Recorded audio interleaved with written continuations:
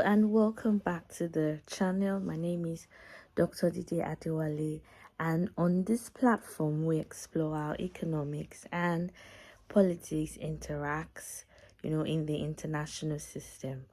So today we will be discussing the conflict that is going on. It's a very quick and short one today. Obviously everyone knows the Israel and the U.S.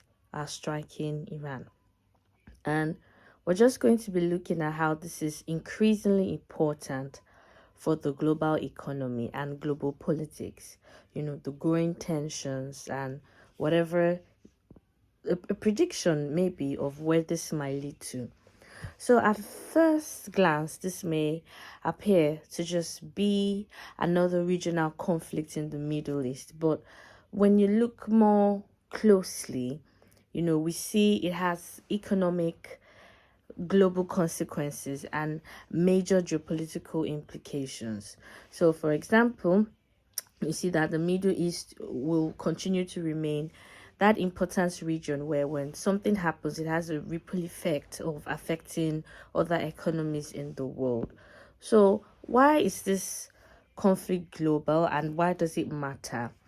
So the key points I would like to mention here is that first, the Middle East controls a large share of global oil and gas supply.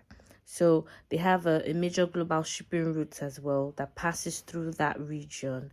And there is many global powers that have strategic interests in the Middle East. So therefore, when tensions rise between Israel and Iran and the United States, the effects are felt far beyond the region. So this is why markets, governments, and international institutions watch the situation very closely before they make their comments, they intervene on or decide whose side they want to be on.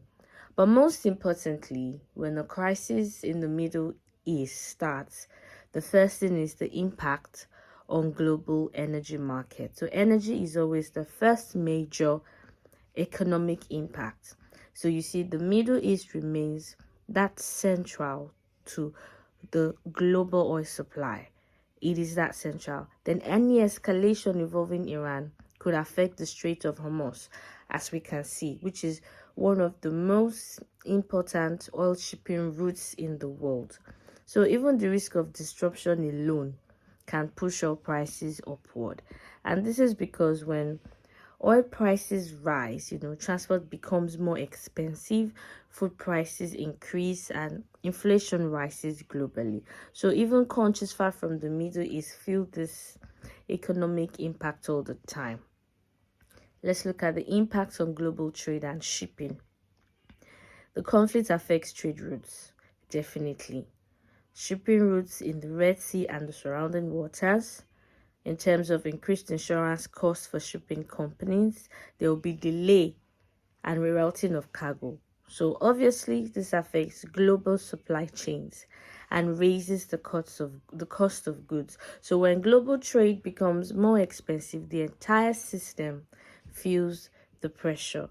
So these are like some of the few immediate economic challenges that will ripple across the whole world just because of a conflict that is centered in the Middle East. Are there political consequences as well? Remember, on the channel, we have to look at the political and the economic side. So now, there is shift in politics.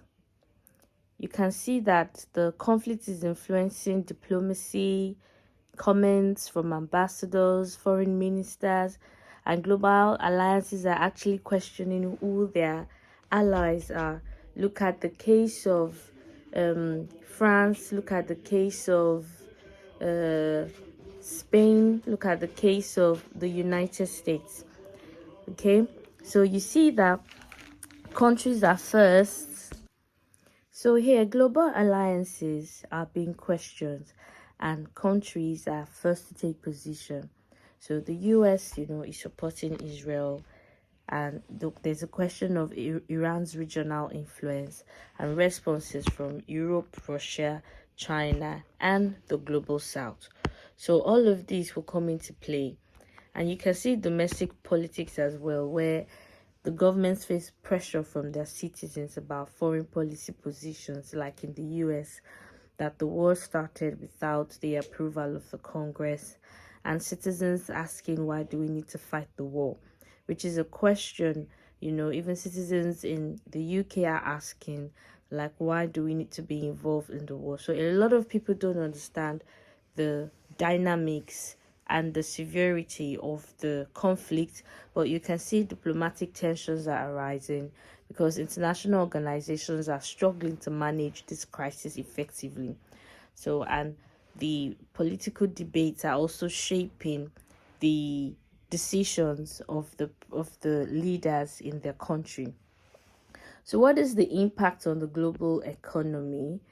There is always an economic ripple effect globally. We already talked about the high energy prices, global inflation, financial market volatility, rising military spending, investor uncertainty.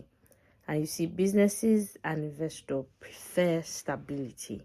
So when conflict creates uncertainty, the uncertainty slows economic growth. So this is where you connect Africa and the global south, where developing economies are often the most vulnerable to global shocks. When oil prices rise or supply chains are disrupted, food becomes more expensive, transportation's costs will increase, currencies will weaken, and government budgets come under pressure. So this shows how a conflict in one region can affect economic stability elsewhere. So now what is the big, reflection? You see that this situation reminds us that the international system is deeply interconnected and political conflicts quickly become economic shocks. And economic shocks often produce political consequences. So, to understand this global politics today, we must understand how economics and geopolitics interact. So, the Israel-U.S. Iran tensions are not only military or diplomatic issues, they are also economic issues that affects markets. They affect trade, energy prices, and political stability around the world. So let me know what you think and what is the biggest consequences of the war. Will there be political escalation or economic disruption? I would say that it's quite early to determine where the direction the war will be leading to, but is the action justified is relative to where you are coming from and the answers you want to give to it. But let's watch the powers at play and let's see what the outcome is. I hope the best for Iran, I hope the best for US, I hope the best for Israel, and let's see how this will come out. But economically, you maybe prepare for the worst. Politically, there are always consequences in terms of global alliances. At least these situations help you determine the new friends in the international system and the new foes in the international system. It helps realign, especially if they successfully torpedo that regime and can hand a democratic government to Iran. It would be great. It would be a very, good outcome. But that will not, make the other consequences to disappear. So let me know your thoughts. Subscribe and let me know your thought. Let me know what you think. And let's discuss how economics and politics is shaping the international system.